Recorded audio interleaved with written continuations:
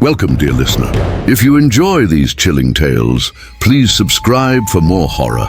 Now let's begin. It was the last weekend of August when Daniel agreed to join his cousin Marcus and a few friends at their family's lake cabin.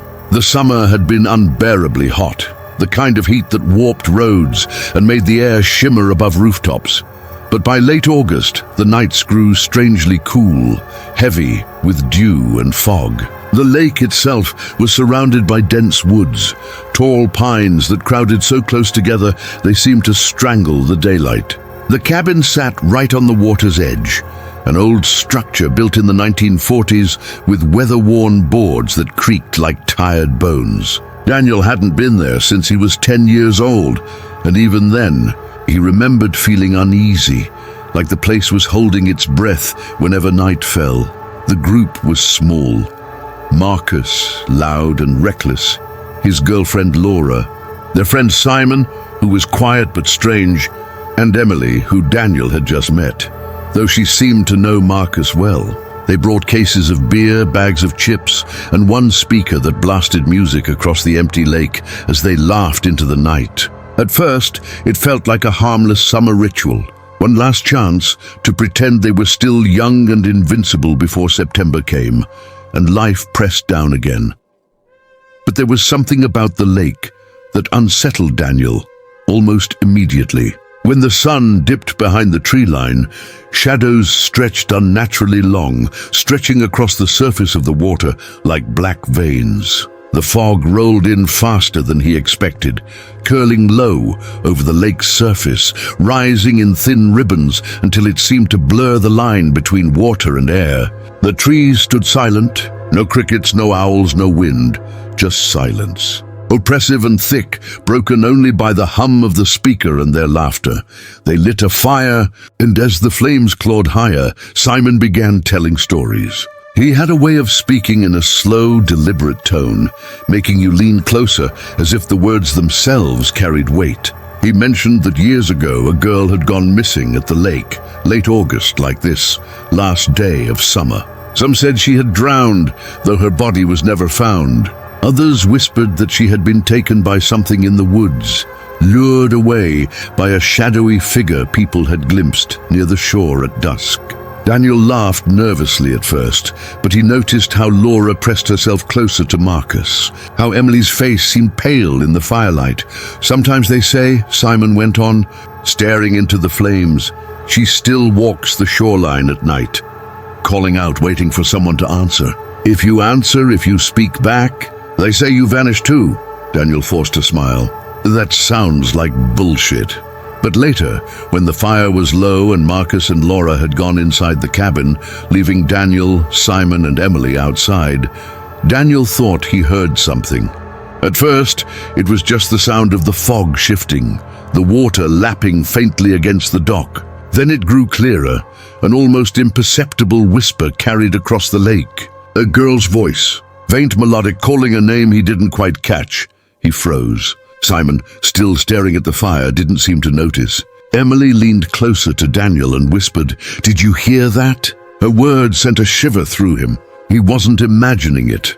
The whisper came again, a little louder this time, stretching across the still lake like it belonged to someone standing just out of sight. It sounded closer now, closer than the fog. Against his better judgment, Daniel found himself wanting to answer, wanting to lean forward and say, "Hello?" But Emily gripped his arm suddenly. "Don't," she said sharply. The fire crackled. The whisper faded. But Daniel couldn't shake the way it had reached for him, like it knew his name, like it wanted him to follow.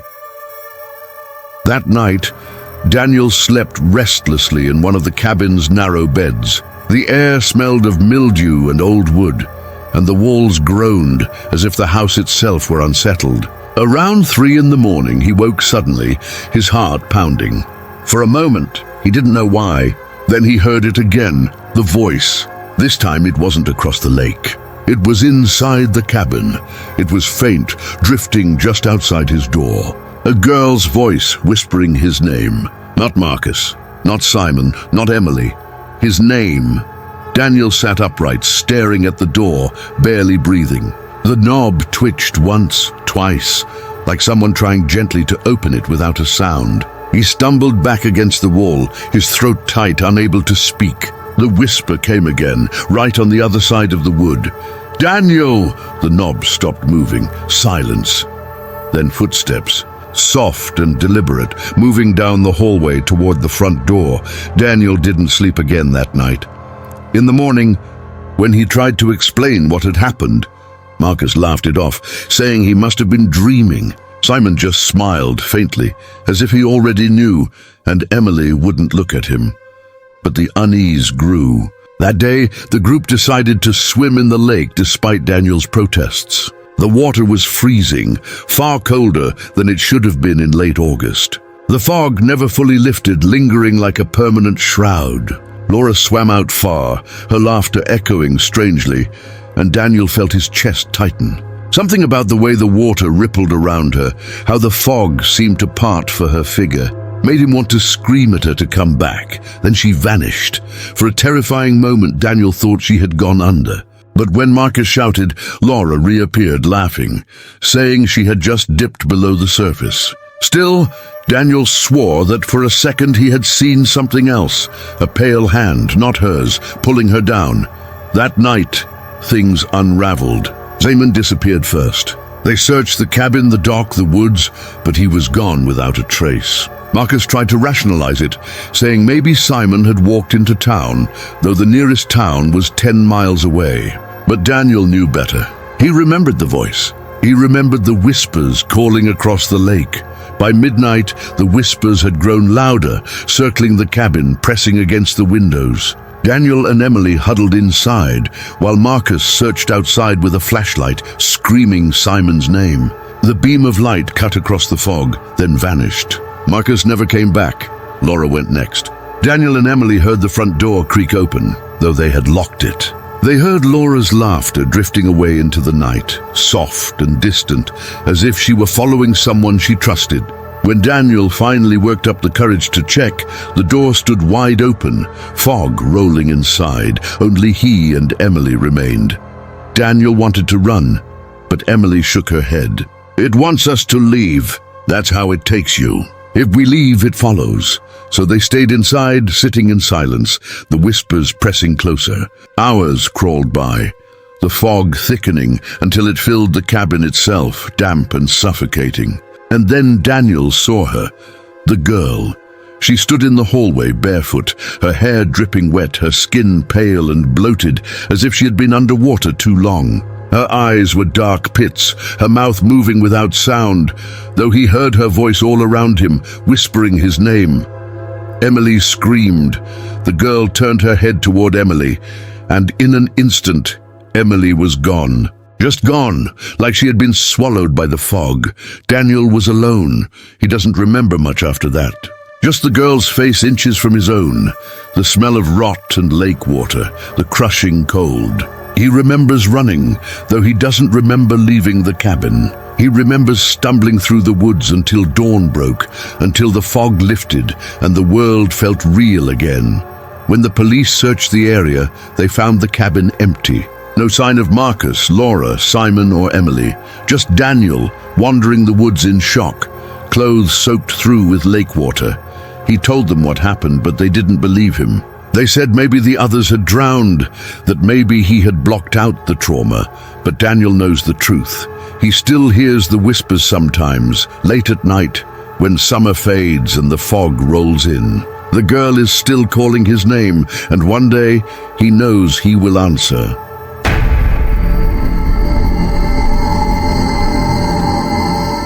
The last days of August always carried a strange heaviness in the town of Black Hollow, as if the summer air itself resisted letting go.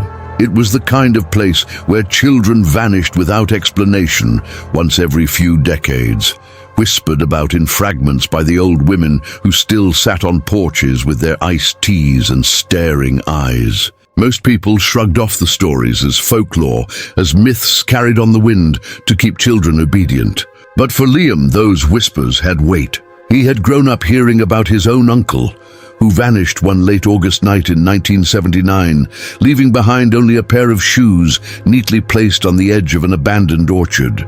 His family never spoke about it except in murmurs, and when they did, they said only one word: the hush.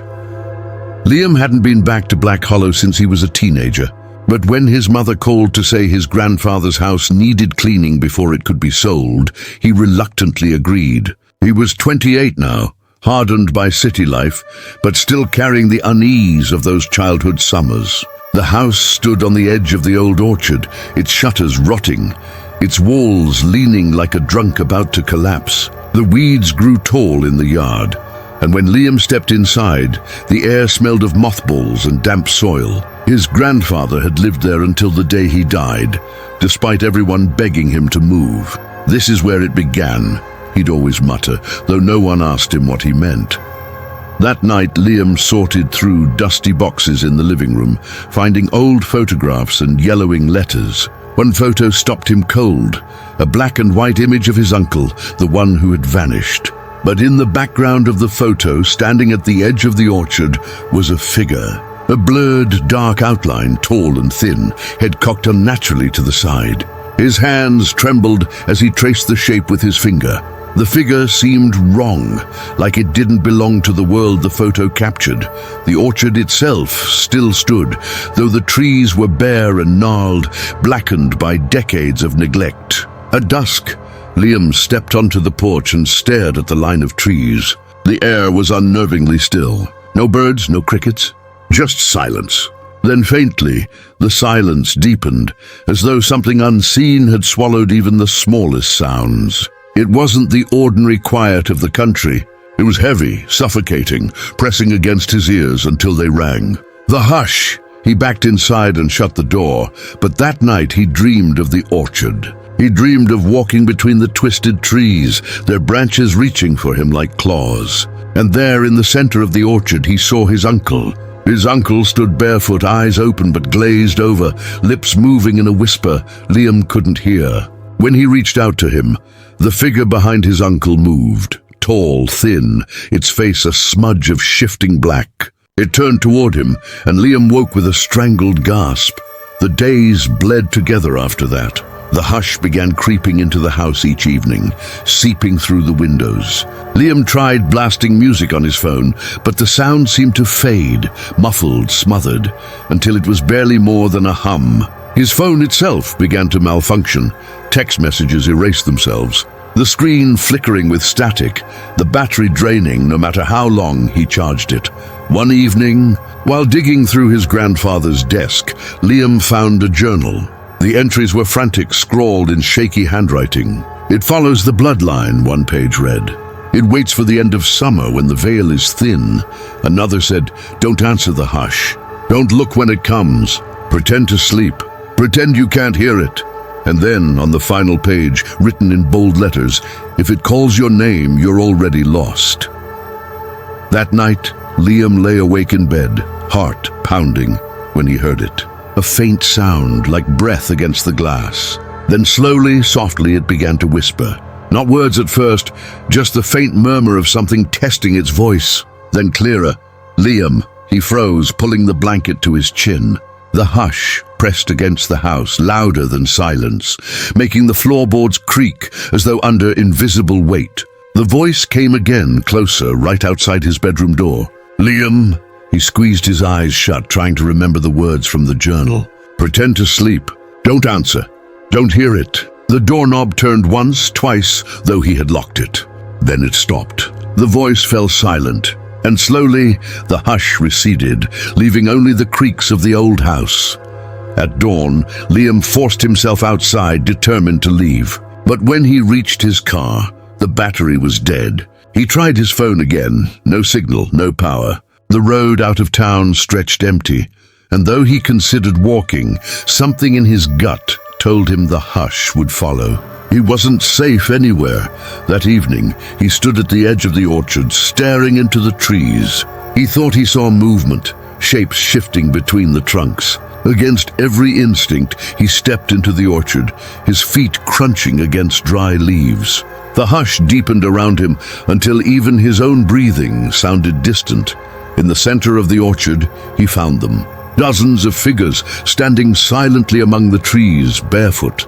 their eyes pale and blank. Men, women, children, all frozen, lips moving faintly as if whispering prayers. He recognized some of their faces from photographs in his grandfather's boxes, townsfolk who had vanished over the decades. And there, among them, was his uncle, still barefoot, still whispering after 46 years.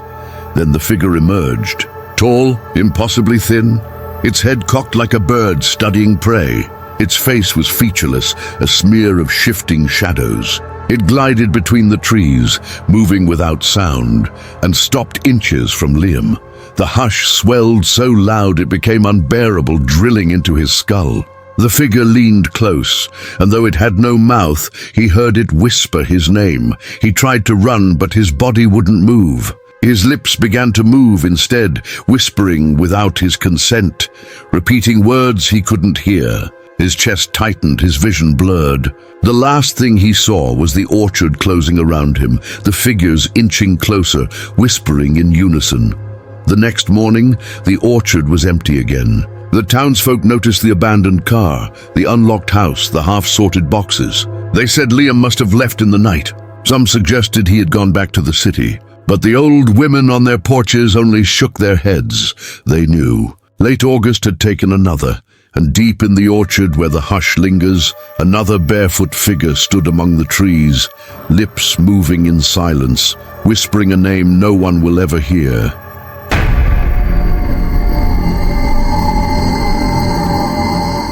The last week of August had always unsettled Claire, though she never had a clear reason why. She was a schoolteacher, used to the rhythm of the year, used to the way summer wound down into that uneasy anticipation of September.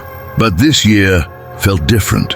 The air was thick with storms that never broke, the sky a bruise-colored gray, and the nights uncomfortably still, without crickets, without wind, without even the hum of distant traffic. It was the kind of silence that made you feel as if the world itself had stopped. Claire had rented a small cottage at the edge of an old rural town, hoping to spend a week of quiet before classes resumed. The place looked charming in the photos, ivy climbing the brick walls, a screened porch overlooking an empty field, a narrow trail that led into the woods. But when she arrived, the cottage felt heavier than she had expected. The windows were old and clouded. The floors groaned, and the field behind it stretched farther than her eyes could follow. There was a scarecrow in the center of that field, tilted slightly to one side, dressed in tattered denim and a plaid shirt, its burlap head stitched with crude black thread in the shape of a jagged smile. She laughed nervously when she saw it, telling herself it was quaint, rustic, even picturesque. But as she carried her bags inside, she realized the scarecrow was facing the cottage directly, its black thread eyes fixed on her windows. That night, Claire sat on the porch with a glass of wine, the air sticky with humidity. The scarecrow loomed in the fading light, its crooked grin fixed. She thought about farmers in the past, how they made such figures not just to scare birds, but sometimes, according to folklore, to scare away things darker than crows. She had read once about watchers, human-shaped guardians set in fields to keep spirits from crossing into houses. The thought unsettled her, and she finished her wine quickly, retreating inside. At 2:37 a.m. she woke with her heart pounding. A noise had stirred her, not the creak of the house, not the rattle of branches, but something else. A soft scrape, like burlap dragging across glass. She sat up listening, her ears straining. Then she heard it again, faint, deliberate, against her bedroom window. She forced herself to look. The curtains swayed slightly in the breeze from the cracked window, and beyond them, in the dim wash of moonlight, she thought she saw the scarecrow. Not in the field, but pressed against the glass. She screamed, fumbling for the lamp, but when the light clicked on, the window was empty. The scarecrow still stood in the field, motionless. She stayed awake until dawn, unable to shake the image of that crooked grin inches from her face. The next day, she told herself it had been a dream. She walked into the town for groceries, where the locals eyed her with strange caution. At the small general store, she asked the clerk about the scarecrow. The man froze for a moment, then forced a smile. "Best you don't mess with that thing," he muttered. It's been out there longer than I've been alive. No one moves it. No one touches it. When she pressed him, he leaned closer and whispered, "Don't look at it after dark. Don't let it see you back." Then he rang up her groceries without another word. The field seemed larger that evening, the scarecrow smaller, farther away, though Claire could have sworn it had been closer the night before. She sat on the porch again, unable to stop staring at it. The stitched grin seemed wider now, the head tilted farther, the denim sleeves fluttering though there was no wind. She went inside before the sun fully set. That night, the noises returned. This time it wasn't the scrape of burlap. It was footsteps in the hall, slow, dragging, deliberate. She held her breath, clutching her phone, though it showed no service in the corner. The footsteps stopped outside her bedroom door. Then a sound came that made her blood turn cold. A soft, muffled laugh, like air escaping a burlap sack. She stayed frozen until dawn, and when she finally dared open the door, the hall was empty. By the third night, she was unraveling. The field seemed to shift each time she looked at it, the scarecrow moving imperceptibly closer. She shut all the curtains, but still she felt its eyes pressing against the glass. She called the rental agency, begging them to let her leave early, but no one answered. That night, she dreamed of the scarecrow walking through the field, its legs jerking like a puppet's, its arms stretching far too long, its grin splitting wider and wider until it reached her porch. She woke to find muddy footprints leading from the back door to the foot of her bed. She didn't sleep again. Her eyes burned, her hands shook, and she locked herself in the bedroom with the lamp on. At exactly 2:37, the light flickered. Then the soft scrape returned, louder this time, right against the wall. Her phone screen lit up, though it was still dead. 3 words appeared across it in black letters: "Let me in."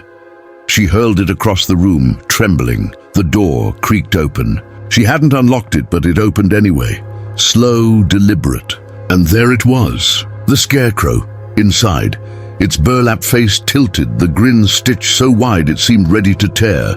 It stood motionless, but the smell of damp earth and mildew filled the room. Claire pressed herself against the wall, her voice caught in her throat. The figure took one step, then another, the sound of straw shifting inside its body, the crunch of dirt falling from its clothes. She closed her eyes, praying she would wake up, praying this was another dream. But when she opened them, it was standing over her, its head bent, its stitched grin inches from her face. She couldn't scream. The next morning, the cottage was empty.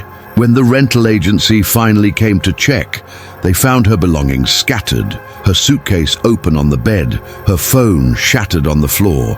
But Claire was gone. In the field behind the cottage, the scarecrow stood taller than before, its grin wider, its burlap head newly stitched with fresh black thread. And if you looked closely, you could swear the denim shirt it wore was no longer old and tattered.